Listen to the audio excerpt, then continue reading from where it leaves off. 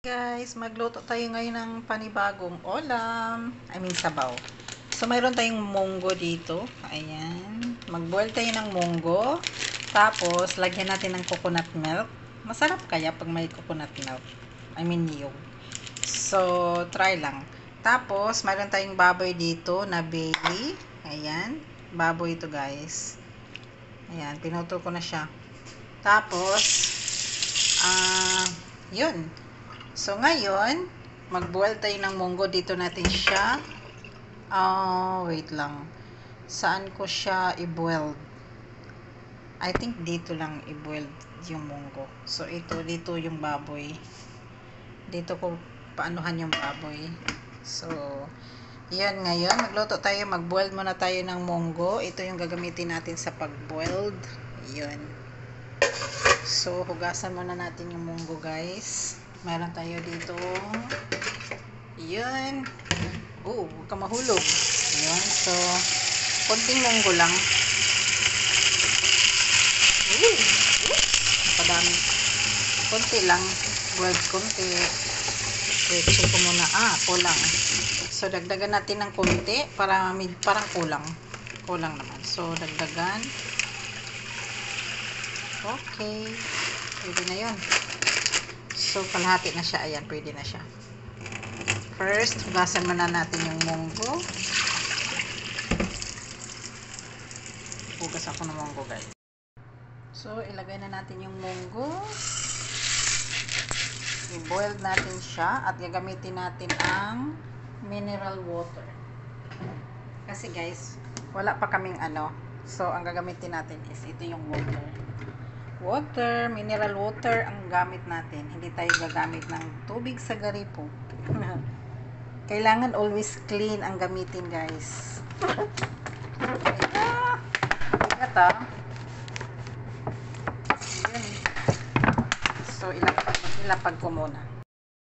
Ayan, mag-ready tayo ng tubig. Dahil pakukuluan natin ang ating munggo. So, gagamitin natin ang mineral water. Kailangan laging malinis ang ating mga inumin at mga lutuan. Wala pa kaming purifier na so ito muna ang gamitin natin, guys. Diba?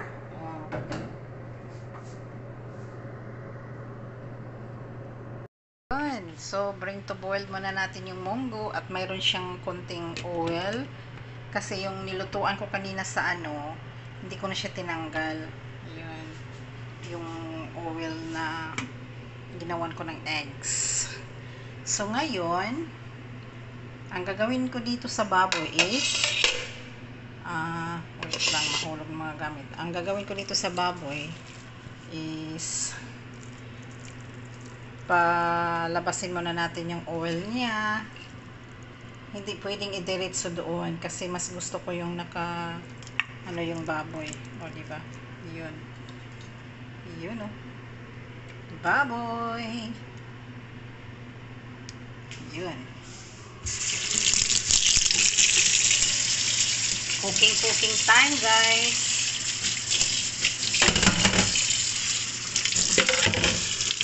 Yun. So, iuna natin to.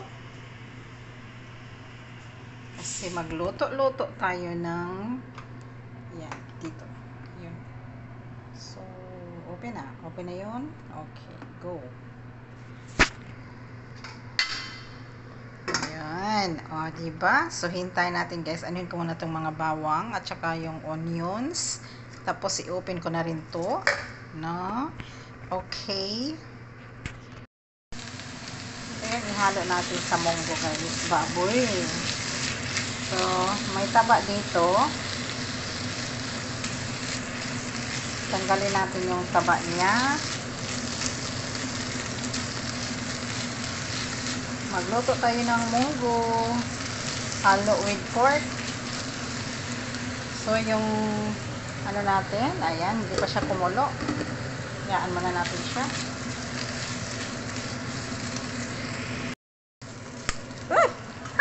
Talsik pa more.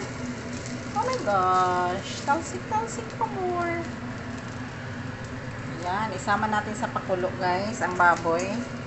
So, yung may kunti ditong natira, anuhin ko siya, gawin ko siyang, tawag niyan. Yan. Ito, yan. So, hayaan ko siya dyan. Kasi, lulutuin ko siya hanggang mag-brown at lalagyan ko ng tuyo at kakainin. Ganon. Sorry.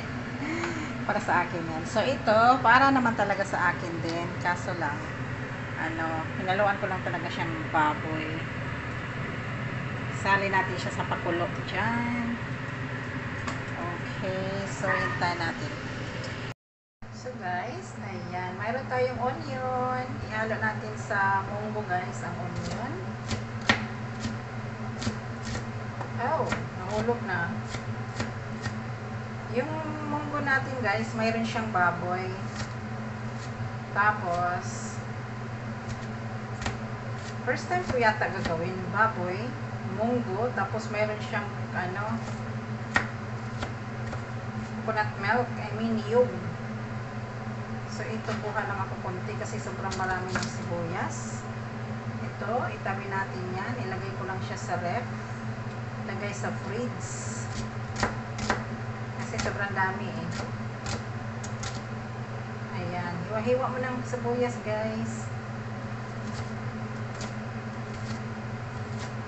Para masarap ang ating munggo.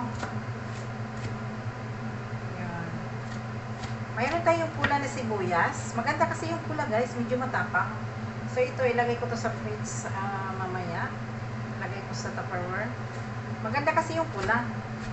Pag ihalo mo kasi yung pula guys, matapang yung niya, matapang, masarap, mas masarap, mayroon siyang so yan guys,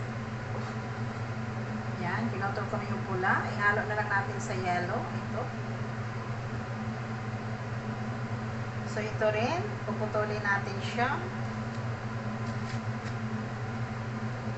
Okay, so marami sibuyas. Kunti lang. Kunin ko rin yung kunti nito. So, tingnan ko bukas kung anong magawa ko bukas na lulutuin. Yan. Ito muna yung gagamitin kong onion.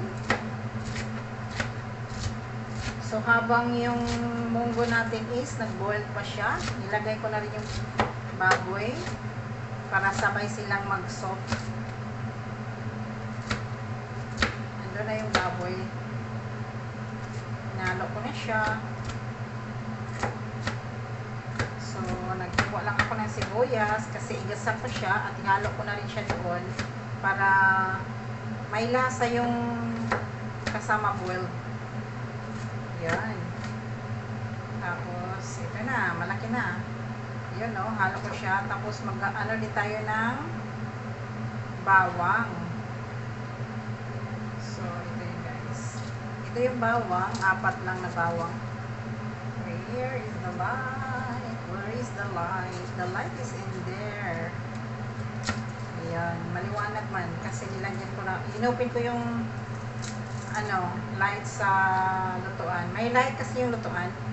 Kaya yun. Bawang. Yun. Yun. So guys, mag-fry tayo ng garlic. Garlic. Yan, alam mo yung mantika guys, yung sa baboy yan na mantika. Yan ang ginagamit ko. O diba? Baboy ang mantika. Dito yung sarap guys kasi yung lasa ng baboy nandito. Ang hina naman ng apoy, palakasan ko nga. So, nandito na rin yung natin. Andito yung munggo natin. Ayun, no?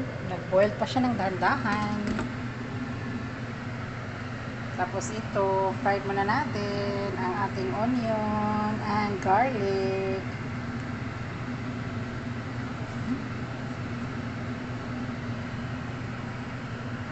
Tapos, i-mix natin yung onion.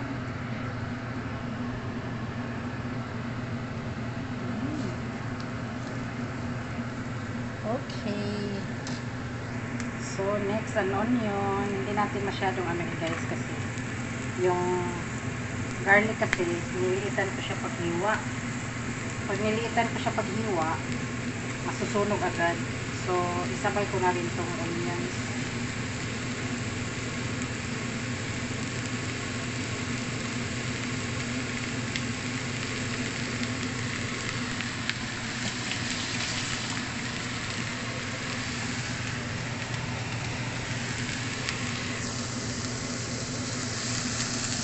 Yun. Onion and garlic. Kunting oil lang. Kunting oil.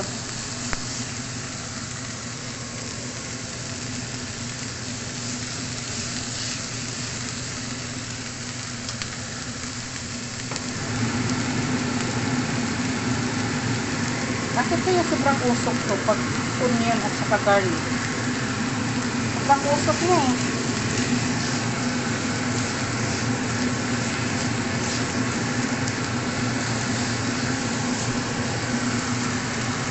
Yung maintenance, saan galing mo yung usok mo?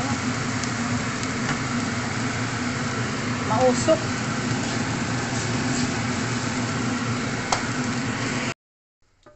So guys, i-press ko muna tong munggo ko. Munggo na boiled na siya. So hiniwalay ko rin yung pork. Nilagay ko muna siya kasi ayaw ko kasing ma-press itong pork. So ito lang yung munggo yung natin. Ayan.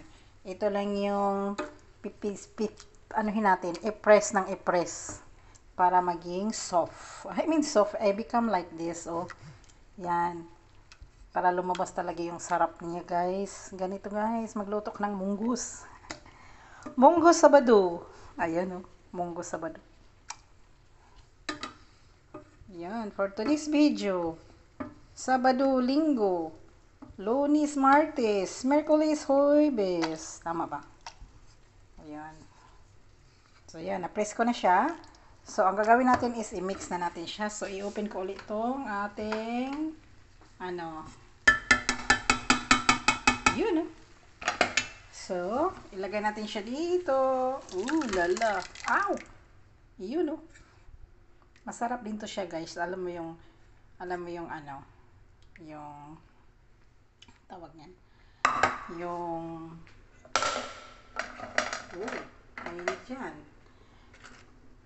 Alam mo yung munggo lang na wala siyang halo. Yung pag-boiled mo ng munggo, pwede mo, pag nag-soft na yung munggo, kunin mo siya, lagyan mo ng asukal, tapos kainin mo, masarap yan. So guys, mayroon tayong vegetable stocks dito na naka-ready na, at saka ready na rin to siya. Ito. Walang soya sauce yan, guys, ha. Nilagay ko lang yung soya sauce dyan kasi yung baboy kanina na pinakupusan ko. Yan. Kinain ko, kami dalawa ni Kuya kumain ng baboy na preto. So ito, ilagay na natin siya. Ito yung vegetable stocks natin. Yan. Wala tayong pork stocks. Char. Yan, oh. Tapos, ilagay natin yung gata. O, diba? Sobrang yummy to, guys. Dapat pala walang gata to. Ganito lang, no? Ano kayang lasa pag may gata na siya? Hindi ko pa natikman eh. Parang na rin siya, no? Sige nga, lagyan natin. Pakuluin ko muna to siya at i-check ko yung baboy kung okay na siya. Kung soft na yung baboy, pwede ko na ilagay yung gata. Timplahan ko muna siya, guys, ha. Lagyan natin ng asin. Andito, may asin tayo. Marami tayong asin. Ayun. Asin. Okay. So, ayan, pahinaan natin yung apoy. Medyo malakas yung apoy. So, make slow ang apoy. Okay. So, next natin ilagay is yung coconut milk. Yun. Gata ng niyog. Gata ng niyog. Hinalo ko na lahat, guys, ang natin, gata. Masarap kaya to na may ginataang munggo? Tapos may baboy. Okay yun. Pero never ko pang na-try na ginataan yung munggo na may baboy.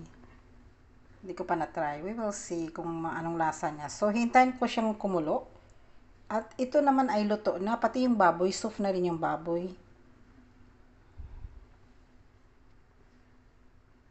Yan. So, hintayin natin siyang makulo. Siguro kunting water lang siguro ilagay natin. Baka kasi yung munggo kasi, ang munggo kasi guys, pag natuyo na siya, parang sobrang dry. So, lagyan natin ng kunting water. Ayun, ay tapos na yung ano natin. Sabaw. Yun, oh. Si Kuda kumain na rin ng dinner. Baboy yung kinain niya, guys. Ako naman, busog na. So, tingnan ko lang kung kakain ako nito with rice, little bit. We'll see. Hintayin ko siyang kumulo. So, hintayin natin siyang kumulo. Takpan muna natin. Yun. Gicheck ko na ulit, guys, kasi nagkumulo na siya. Ayun, ang ating munggong, kinataang munggo. May halong baboy. Oh, di ba? Delicious! Natikman ko na, guys, ang ating munggos. Sobrang sarap. Tamang-tama lang yung asin, tamang-tama lang, at saka yung vegetable stocks niya is sobrang tama lang. So guys, thank you for watching. I-off ko na yung ating ginataang munggo. Thank you guys for watching. You know, look at that bubbles.